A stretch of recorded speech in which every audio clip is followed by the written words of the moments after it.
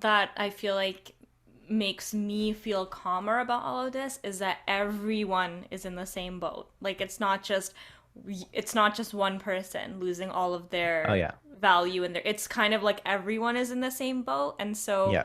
there's a little bit of comfort in knowing that, because then you know that, I mean, it just feels better when you know that you're not the only one, and that there's people that are experiencing this like all across the globe, no matter what country they're from. It's another version of how, like, I don't know if anyone realizes this, but the pandemic and what we experienced in 2020, that was very much like one of the first things that people like all across the globe, like it was, we're dealing with at the same time. And I know we've had like world wars and things like that, but with the level of connectivity that we have right now with social media, with the pandemic, it was like we all went through it together. It was truly like humanity as one, like thing, like one unified thing that was experiencing this. It wasn't like, oh, this is just this country's problem, or this is just this people's problem. It was like, oh no, this is humanity's problem.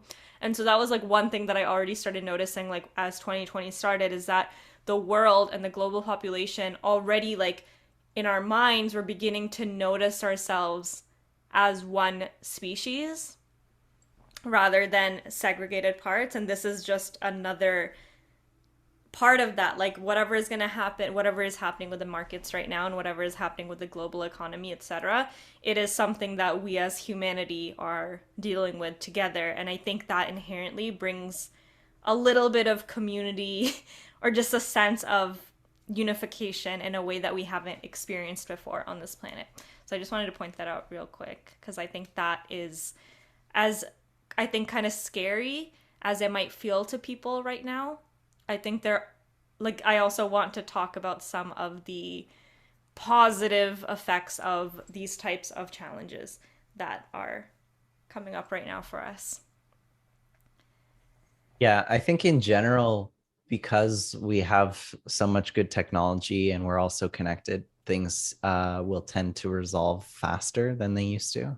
Mm-hmm. Um, so, yeah, I mean, that's my hypothesis, anyways. And I think that, like, even wars and things like that, like, we're not, you know, we're not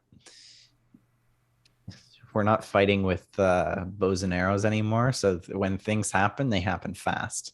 Yeah. Um, which may or may not be good depending on the scale of the war.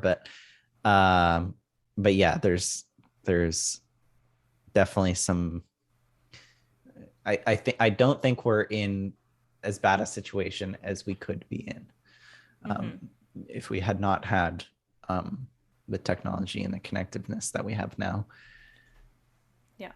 And another thing is that with this, like what you were saying about earlier with just the case study of Netflix, and how what we're going to be seeing more of is that people are going to, like, because the amount of purchasing power that they can spend less money, or like they can buy less things, they're going to start being a little more selective about what they're buying.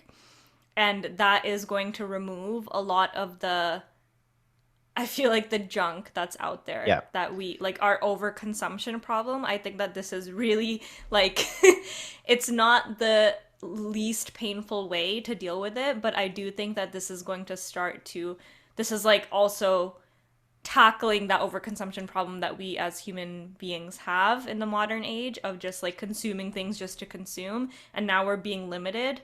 And so it's going to really prompt us to think about, do I need this?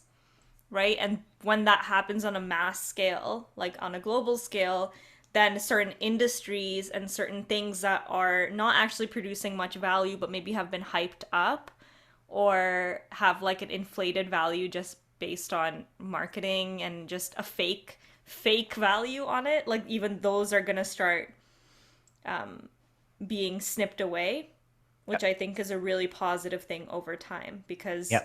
it All is the like, companies that aren't actually providing value will start to disappear over time. The longer I mean, we're not technically in a recession yet. We need two quarters, i.e., half a year, mm-hmm, of um, negative growth in order to be classified as a recession. But I'm pretty sure we're going to be in a recession if we're not already in a recession. Mm-hmm. So yeah, all the companies that aren't producing things that have immediate value to people, um, and that they need to continue purchasing to survive or whatever, will become a lot less desired in the economy. Yeah. And I do believe that it's going to be uncomfortable for many of us because a lot of us in the world right now, our sense of identity is very much related to our stuff and what we buy and how like our lives are so intertwined with what we consume that a lot of us actually inform our sense of identity by that. So for example, people who like so many of us tie our self-worth to money, right? It's like, okay, I have this much money. That means I can buy these things. And that's how I inflate my sense of value in myself. But that is gonna start to disintegrate a little bit too, because like you said, a lot of people are thinking that they're actually richer than they are. And now they're gonna begin to feel poorer. And that's gonna cause, I feel like, a big ego death, I find, on a collective scale, which if anyone has had any ego deaths or like dark night of soul experiences, they're super painful and uncomfortable in the moment because it feels like your reality is disintegrating. You don't know like which way is up. You don't know how to move forward. You just feel very like lost and disoriented. But as you come out of that, what you come out on the other side is just a more integrated and more stable reality in general, that you look back and you're like, okay, this is definitely better than where I was before. But that it doesn't undermine the fact that that experience of that ego death wasn't painful. So I think that's what we're also moving through on a collective scale with the financial, what's happening right now. Um, but it's like, yes, it's uncomfortable in the moment, and there's an anxiety that I feel of like, oh, what's that going to look like in my day to day, and what is that, what, etc. But over when I look at it like zoomed out, from a zoomed out perspective, I do see more of an optimization of society rather than Sure, a, you need to clean out the businesses that aren't doing anything yeah. And in because order to I have nice things. yeah, yeah. And back to basics, right? Like back to something that you've really taught me, Garrett, is that just reminding me, like, as a human being, what are the things that we really need? Like we feel like we need so much more than we actually need to survive. And at the base of it, it's like food, shelter, like it's basic necessity. And it's like, as long as it's kind of seeing like the Maslow's hierarchy of needs, we have these ego deaths because we feel like we need to have, I don't know. I have a hard time coming up with examples in the moment, but maybe if someone's really tied to their identity, to the amount of things that they have or the quality of things that they have, maybe they'll have an ego death Could even because be they, things like makeup, yes. right? It's like Yeah, makeup is really expensive, that's but you don't true. need it at all. You Yeah, do yeah, not that's need actually a good makeup example. at all. You don't need it. Yeah, But you don't need people love it, it, but yeah, people love it, and I and love it's tied makeup to their as well identity.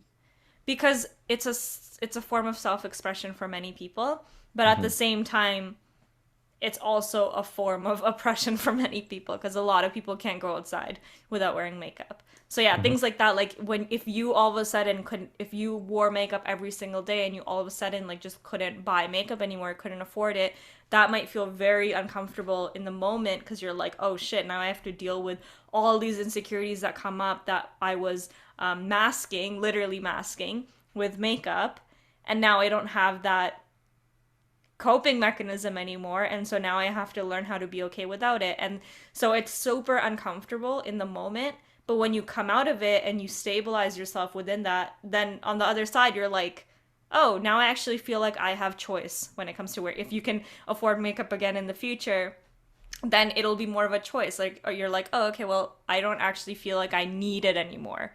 I can see it for what it is, which is what it always was, which was a desire, not a Yep. need.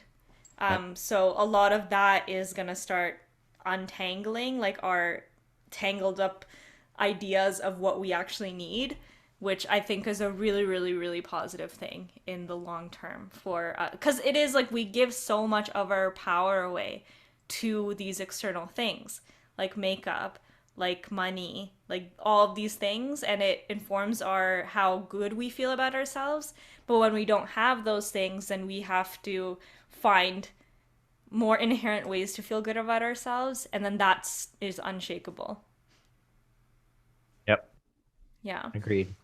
Um, and so like this is I'm so excited that this is coming up right now because this is exactly why I want to like this is why I want to do this podcast is because I want to be able to like talk about the problems like you just spoke about and then talk about the higher level like optimization to society that's occurring because of it.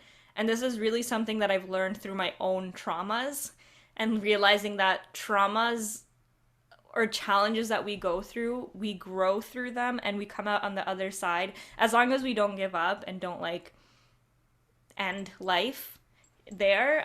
If we are able to come out on the other side, we learn ways of being that help us. I mean, we come out on the other side in a better reality than the one we left.